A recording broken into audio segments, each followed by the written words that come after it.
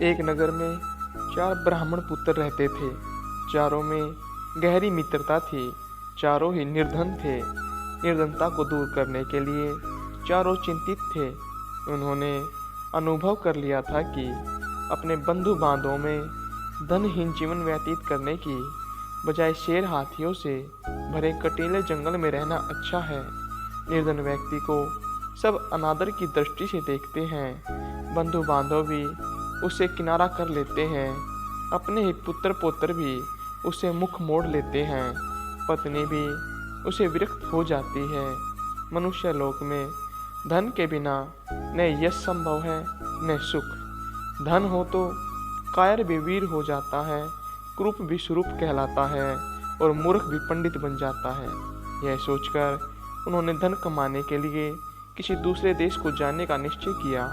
अपने बंधु बांधव को छोड़ा, अपनी जन्मभूमि से विदा ली और विदेश यात्रा के लिए चल पड़े। चलते चलते शिप्रा नदी के तट पर पहुँचे। वहाँ नदी के शीतल जल में स्नान करने के बाद महाकाल को प्रणाम किया। थोड़ी दूर आगे जाने पर उन्हें एक जटाजूटधारी योगी दिखाई दिए। इस योगीराज का नाम भैरवानंद था। योगीराज उन चारों नौजवान ब्राह्मण पुत्रों को अपने आश्रम में ले गए और उनसे प्रवास का कारण पूछा। चारों ने कहा, हम अर्थ सिद्धि के लिए यात्री बने हैं। धनोपार्जन ही हमारा लक्ष्य है। अब या तो धन कमाकर ही लौटेंगे या मृत्यु का स्वागत करेंगे। इस धनहीन जीवन से मृत्यु अच्छी है।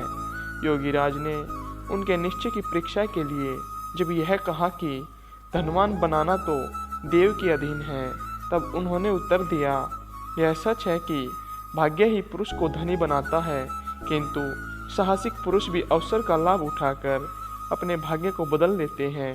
पुरुष का पौरुष कभी कभी देव से भी अधिक बलवान हो जाता है। इसलिए आप हमें भाग्य का नाम लेकर निरुत्साहित न करें। हमने अब धनोपार्जन का प्रण पूरा करके ही लौटने का निश्चय किया है।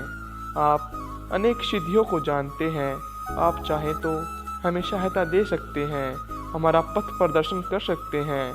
योगी होने के कारण आपके पास महती शक्तियाँ हैं। हमारा निश्चय भी महान है। महान ही महान की सहायता कर सकता है। भैरवानंद को उनकी दृढ़ता देखकर प्रसन्नता हुई। प्रसन्न होकर धन कमाने का एक रास्ता बतलाते हुए उन्होंने कहा, तुम हाथों में दीपक लेकर हिमालय पर्वत की तरफ जाओ। वहाँ जाते जाते जहाँ तुम्हारे हाथ का दीपक नीचे गिर पड़े, वहाँ ठहर जाओ। जिस स्थान पर दीपक गिरे उसे खोदो, वहीं तुम्हें धन मिलेगा। धन लेकर वापस चले आओ। चारों युवक हाथों में दीपक लेकर चल पड़े। कुछ दूर जाने के बाद उनमें से एक के हाथ का दीपक भूमि पर गिर पड़ा। उस भूमि को खोदने पर उन्हें ताम्रमयी भूमि मिली। वह तांबे की खान थी। उसने कहा, यहाँ जितना चाहो तांबा ले लो। अन्य युवक बोले, मूर्ख, तांबे से दरिद्रता दूर नहीं होगी। हम आगे बढ़ेंगे, आगे इससे भी अधिक मूल्य की वस्तु मिलेगी। उसने कहा, तुम आगे जाओ, मैं तो यहीं रहूँगा। यह कहकर उसने जरूरतानुसार तांबा लिया और घर लौट आया। शेष तीनों मित्र आगे बढ़े।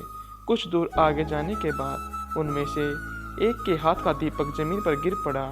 उसने जमीन खोदी तो चांदी की खान पाई।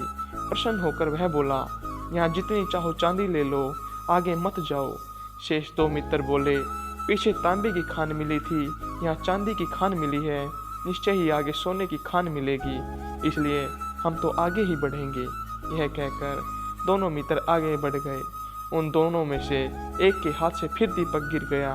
खोदने पर उसे सोने की खान मिल गई। उसने कहा, यहाँ जितना चाहो सोना ले लो, हमारी दरिद्रता का अंत हो जाएगा। सोने से उत्तम कौन सी चीज़ है? आओ, सोने की खान से बहुत सा सोना खोद ले और घर ले चले। उसके मित्र ने उत्तर दिया, मूर्ख, पहले तांबा मिला था, फिर चांदी मिली, अब सोना मिला है। निश्चय ही आगे रत्नों की खान में होगी। सोने की खान छोड़ दे और आगे चल। किंतु वह न माना। उसने कहा, मैं तो सोना लेकर ही घर चला जाऊंगा। तूने आगे जाना है तो जा। अब वह चौथा युवक एकाकी आगे बढ़ा। रास्ता बड़ा विकट था। कांटों से उसका पैर छलनी हो गया। बर्फीले रास्तों पर चलते चलते शरीर जीर्ण शीर्ण हो गया, किंतु वह आगे ही आगे बढ़ता गया। बहुत दूर जाने के बाद उसे एक मनुष्य मिला जिसका सारा शरीर खून से लथपथ था और जिसके माथे पर चक्कर घूम रहा था। उसके पास जाकर चौथा युवक बोला, तुम कौन हो? तुम्हारे मस्तक पर चक्कर क्यों घूम रहा है? यहाँ कहीं जलाशय है तो बतलाओ, मुझे प्यास लगी है। यह कहते ही उसके मस्तक का चक्कर उतरकर ब्राह्मण युवक के मस्तक पर लग गया। युवक के आश्चर्य की सीमा न रही। ब्राह्मण युवक ने कष्ट से कर्राते हुए पूछा, यह क्या हुआ? यह चक्कर तुम्हारे मस्तक से छूटकर मेरे मस्तक पर क्यों लग गया? अजनबी मनुष्य ने उत्तर दिया, मेरे मस्तक पर भी यह इसी तरह अचानक लग गया था। अब यह तुम्हारे मस्तक से तभी उतरेगा जब कोई व्यक्ति धन के लोभ में घूमता हुआ यहाँ तक पहुँचेगा और तुमसे बात करेगा। युवक ने पूछा, यह कब होगा? अजनबी ने कहा, अब कौन राजा राज्य कर रहा है? युवक बोला, वीणा वत्सराज। अजनबी ने कहा, मुझे काल का ज्ञान नहीं, मैं राजा राम के राज्य में दरिद्र हुआ था और सिद्धि का दीपक लेकर यहाँ तक पहुँचा था। मैंने भी एक और मनुष्य से यही प्रश्न किए थे जो तुमने मुझसे किए हैं। युवक आश्चर्यचकित होकर बोला, किंतु यहाँ तुम्हें भोजन व जल कैसे मिलता रहा? अजनबी हंसकर बोला, यह चक्कर धन के अति लोभी पुरुषों के लिए बना है। इस चक्कर के मस्तक पर लगने के बाद मनुष्य को भूख, प्यास, नींद, जरा, मरण आदि नहीं सताते, केवल चक्कर घूमने का कष्ट ही सताता रहता है। वह व्यक्ति अनंत काल तक कष्ट भोगता है।